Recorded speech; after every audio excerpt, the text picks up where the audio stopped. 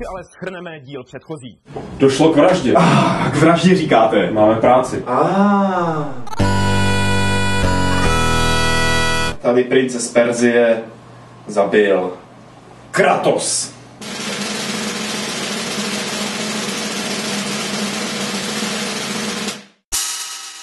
Proč jsi ho zabil? No, proč jsi ho zabil?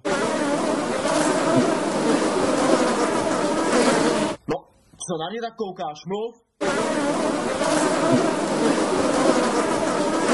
Ježišmarja, vy jste pod velkým tlakem poslední dobou, ne? To musíte uvolnit ty svaly.